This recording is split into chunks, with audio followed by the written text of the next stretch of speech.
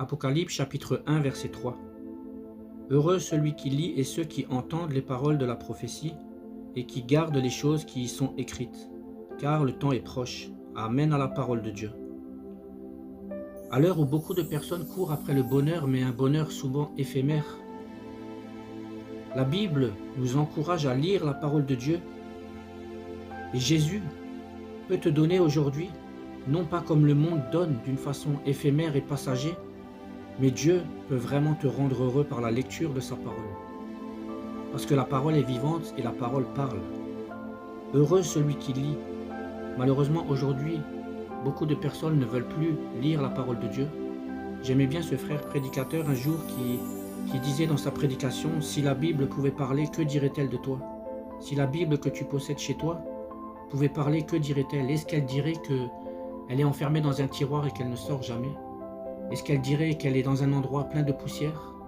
Est-ce qu'elle dirait qu'elle est à un endroit à portée de main et que chaque jour elle te voit passer, sans même que tu prêtes attention à elle, que tu lui accordes un seul instant? Que dirait ta Bible aujourd'hui?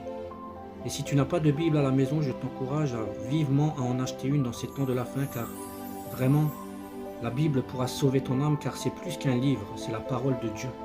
La parole de Dieu est vivante. Heureux celui qui lit et ceux qui entendent les paroles de la prophétie. Il ne nous suffit pas de lire la parole de Dieu, il faut aussi entendre la parole de Dieu. Il faut que cette parole pénètre en nous, il faut qu'elle porte du fruit, il faut qu'elle sépare ce qui est charnel de ce qui est spirituel. C'est la parole de Dieu qui va nous montrer et nous amener à la repentance. Dans le verset 16 du chapitre 1 du livre de l'Apocalypse, il nous est dit « Il avait dans sa main droite 7 étoiles, de sa bouche sortait une épée aiguë à 2 tranchants. » Amen.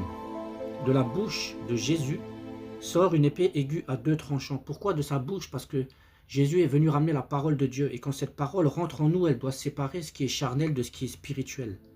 Amen. Seule la parole de Dieu peut faire ces choses. Heureux celui qui lit et ceux qui entendent les paroles de la prophétie et qui gardent les choses qui y sont écrites, car le temps est proche. Amen.